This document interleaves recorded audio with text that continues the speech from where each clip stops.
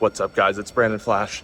Today we're heading from Charlotte, North Carolina, all the way to Atlanta, Georgia, and back to pick up my Rivian R1T after it was in service because the underbody panel came off. Luckily, Rivian did cover that under Goodwill. I'll have a whole video about my Rivian service experience, but we're about to hop in the loaner truck, fully charged. I'm gonna set the tire pressures, grab some Starbucks, and then we'll hit the road.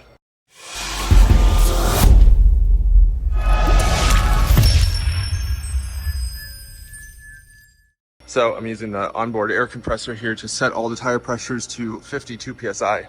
A little bit high, but it's cold out. Gonna unplug here. Tire pressures were actually at about like 38 PSI because of the cold, of course. So we added 38 kilowatt hour there overnight. Let's see what we're at, just confirm 100%. So there we go, 100%, 270 miles. We'll flip it into conserve mode here once we get going. Let's see what our efficiency's been so far while having this. So reset this trip when I got home. Sorry, I accidentally pressed the horn there. 219 miles, 1.54 miles per kilowatt hour, pretty terrible. We'll reset that. And here's since I picked up the truck in Atlanta, so 1.68 miles per kilowatt hour, also terrible.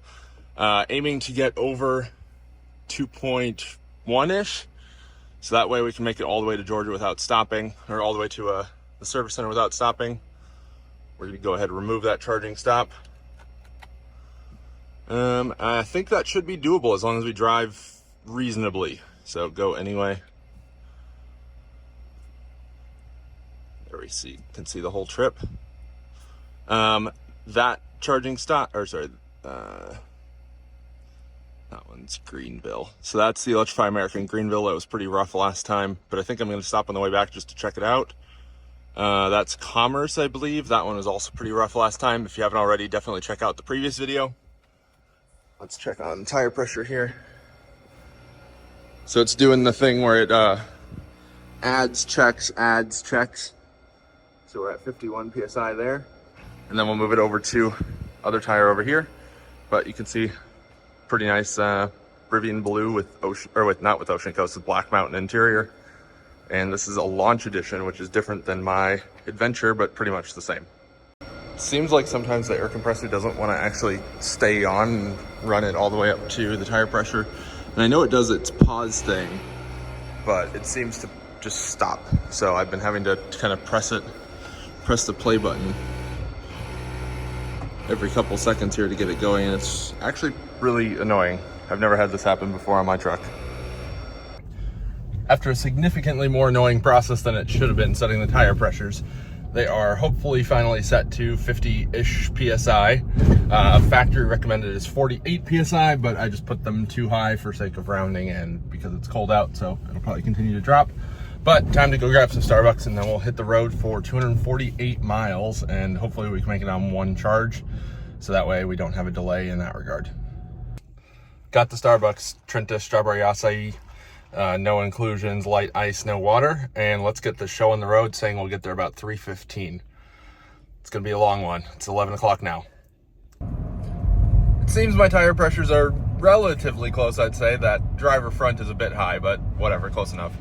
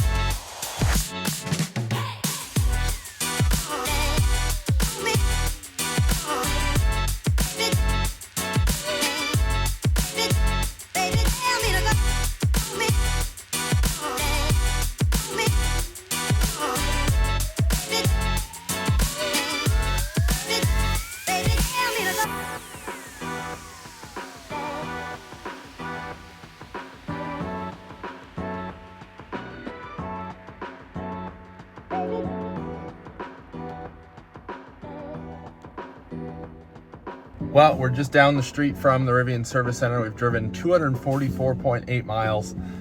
Pretty uneventful drive. We're at 5% state of charge right now.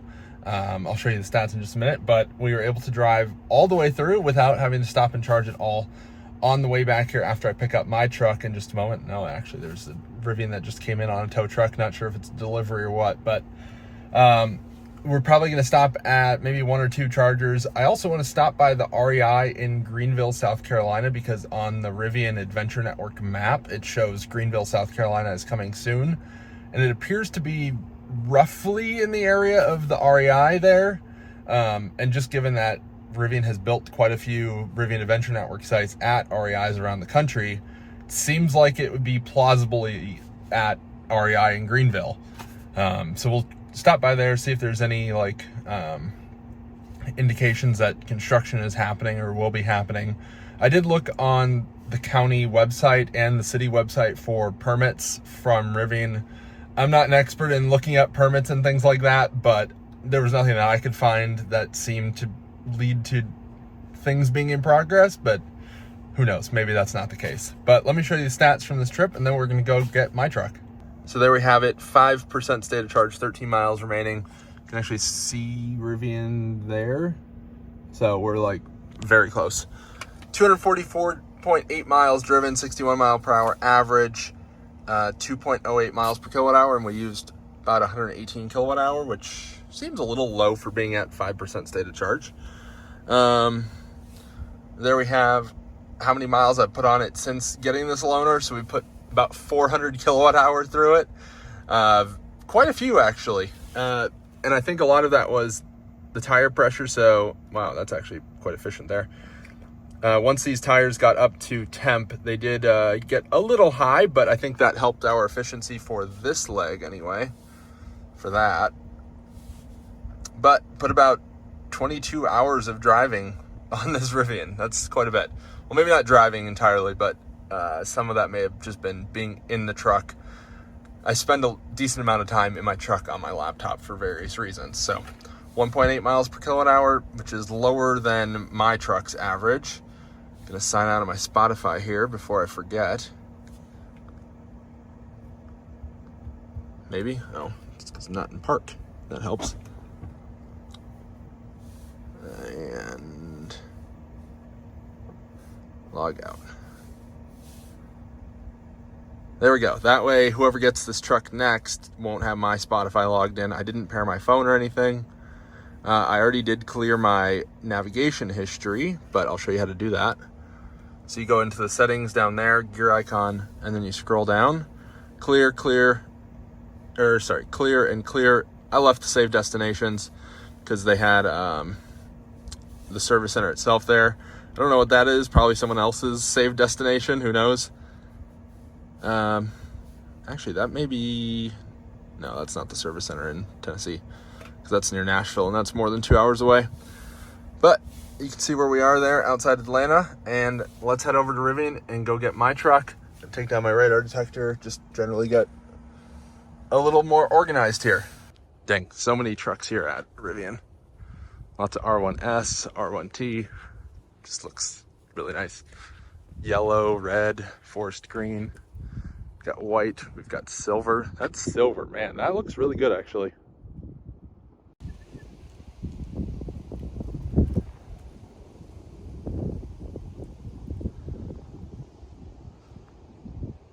Don't think I've ever seen a black R1S before. That actually looks pretty good, I'd say.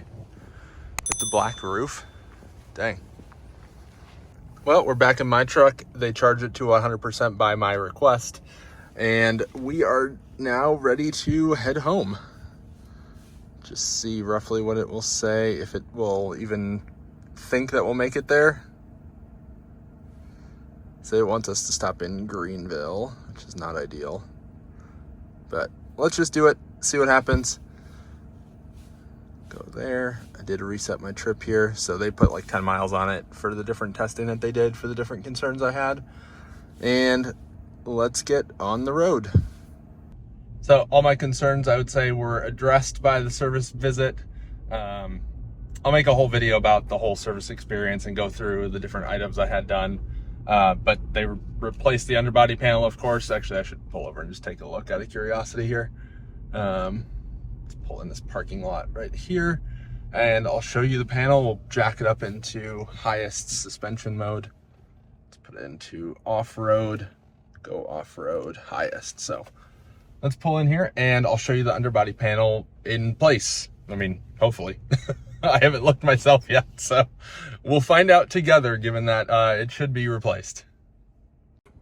Yeah, while it was at service, I also had them do a tire rotation, but it's jacking up here right now. And I actually have my new license plate waiting for me at home in the mail, so I need to install that. That'll be a surprise for you guys. I think you'll get a kick out of what I picked as my vanity license plate. But overall, truck looks good, as it should, of course. I specifically asked them not to wash it, otherwise they would have washed it. So don't take it as a down or as a negative that it's dirty still. That was by my request. But there you can see the underbody panel installed. So it's actually that panel and that panel. So pretty big chunk, I would say, that was replaced. Yeah, that's pretty large. So some people were suggesting to do some speed tape or something here. I think that seems like it could be a good idea. And then underneath there is the bracket that was actually kind of split in half. But looks good as new, of course. Hopefully they checked all the bolts underneath on the undercarriage while they were at it.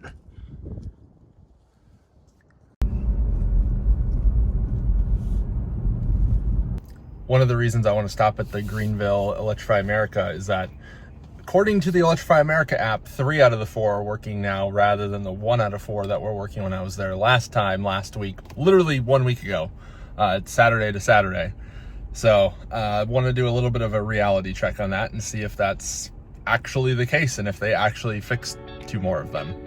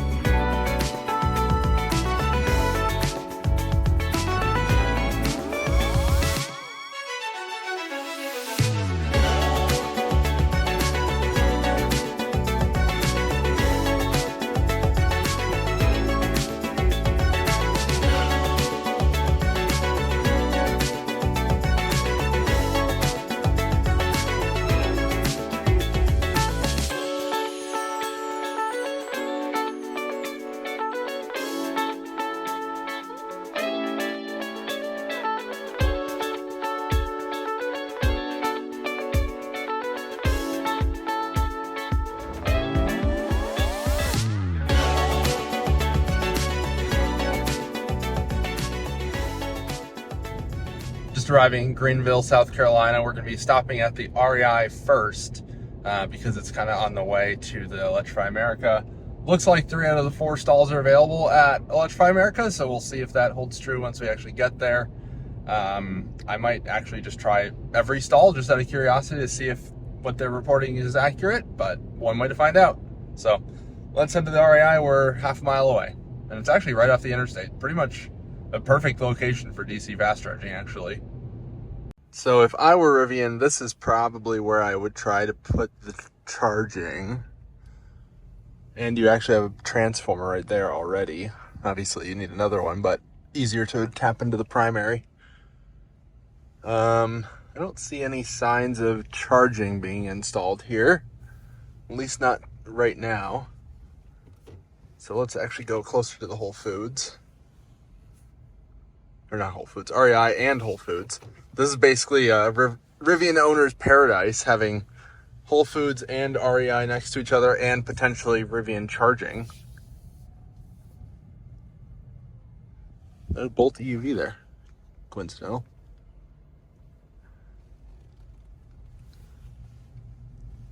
So there you can see REI with the awning kind of thing there. And then you can also see Whole Foods. They could also install charging over there, potentially. Generally, you don't want to have it in the middle of a parking lot because then you have a lot longer wiring runs and it makes it a lot more complex of an installation.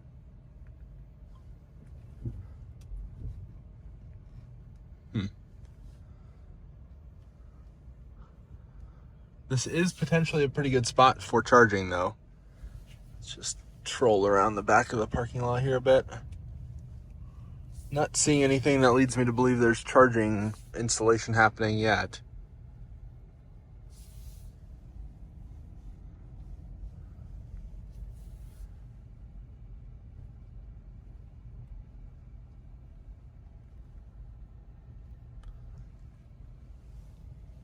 Yeah, I don't see really anything happening here as far as charging goes, unfortunately.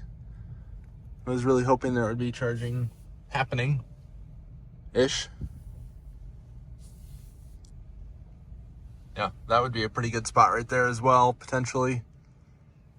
But let's head over to the Electrify America. See, it's quite close there, and this REI is actually a better charging location, I would say. That's quite interesting. It wants me to get back on instead of going this way. I think I'm just going to go this way. That, like, has to make more sense. But Woodruff Road, or Avenue, whatever, 146 there, is pretty terrible. So, I guess I'll figure it out here as we go, and I'll see you at the Electrify America, and hoping for the best.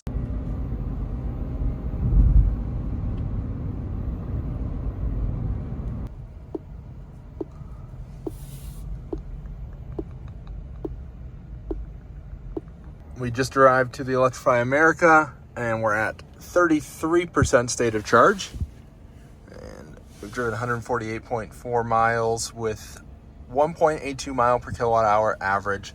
I flipped it into all-purpose just a little bit ago. But first, let's take a look at the status of the site. I kind of didn't pull all the way forward so that way either of these could reach, so that way I can test both of them. So the app showed that only that one over there is down, but the other three should be functioning. So far, looks good. Oh, it looks like they're doing some advertising on the screens too for their home stations.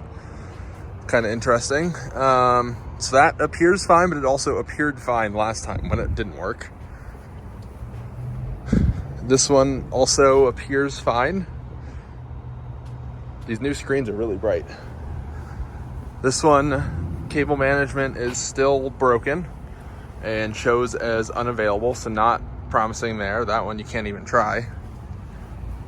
And the old tried and true ABB that worked for me last time is showing as available. So let's try number one there first, and then we'll switch to number two and just try them out and see if this site actually functions as it shows. So first of all, I'm just going to plug in because last time it didn't even recognize that it plugged in at all. Flip that little doohickey. I usually just leave that open because you can actually have the cover closed. Wow, these cables are terrible ergonomics because you can't really get a twist on it. I had to actually like step on it and pull it that way. So it's connecting to the vehicle, so that's promising. It actually recognized that it's plugged in this time. And then it wants me to activate, so I'm gonna do that quick. All right, so activated it here.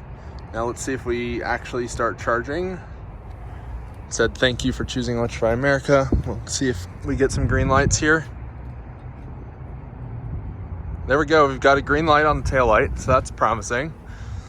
See if this ramps up.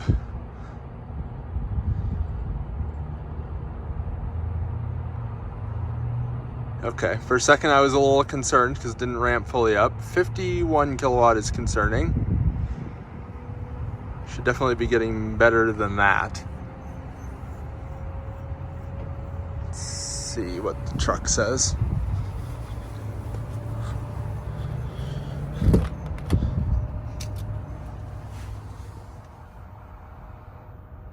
Yeah, that's not great. 52 kilowatt, it seems, is all she's got.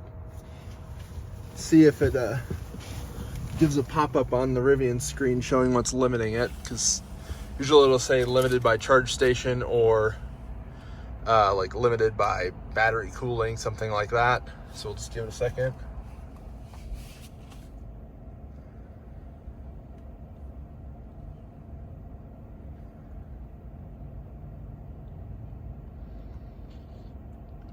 Well, not really saying why it's limiting. That's surprising. Normally Rivian's pretty good at saying that. But I'm gonna say that 52 kilowatt is all this station's got, unfortunately. That's really unfortunate. So we're gonna switch over to number 2 there. And then we'll probably switch to the ABB, just see if that works. Make sure it works, I guess, since we already know it worked last week. Hopefully it still works.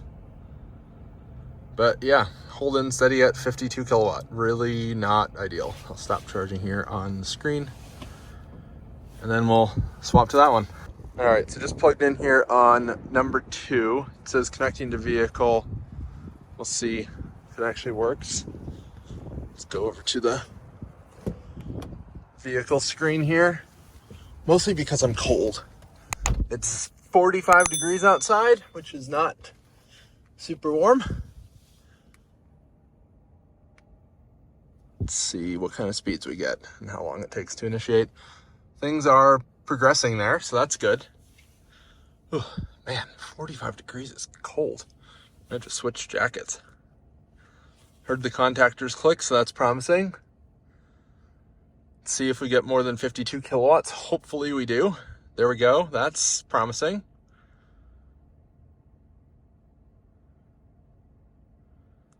Look at that. Well, you can definitely tell it was not the vehicle that was limiting on station number 1, because otherwise we wouldn't be getting 170-ish kilowatts now. But we should still be getting a fair bit more than that even. We should be getting about 200 kilowatts because we had the battery preconditioning. And it's definitely not overheated in 45 degrees temperatures.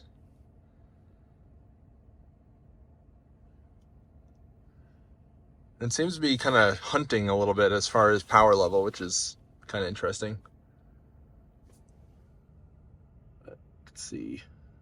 There, it's not showing the requested power like it did the first time I used these stations. But we'll give it a couple minutes here. Well, there we go. That's more like it. Just took a moment to ramp up. Now we're at 213 kilowatts, so can't really complain about that.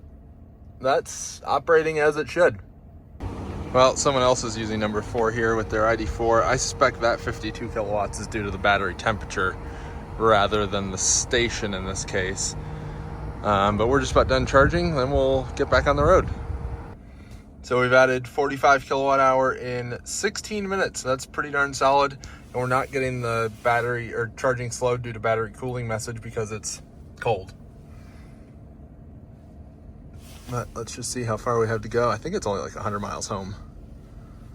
Something like that. Exactly 100 miles, turns out. And we're at 173 miles estimated, and that's in all-purpose rather than in conserve. So I would say we're set to go. Let's stop charging there. Just like that. And I'll get out and unplug. Well, certainly a better charging session than last time we were here. Once we were on number 2 there, it worked as designed, which is good. But number 1 not doing over 52 kilowatts is not great. And then having number 3 down still is also not great, especially on literally brand new hardware. This stuff is a month old. There's no reason that this stuff should still be broken. Pretty sure that the ID4 was a limiting factor on station number 4, just given that the ID4 doesn't have battery preconditioning and it's fairly cold, but not 100% sure on that.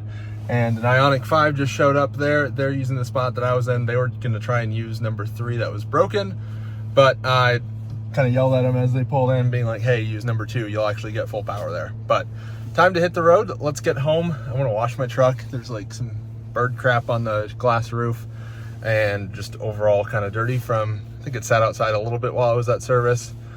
Cooling fan's cranking on the truck, so let's get going and on the road.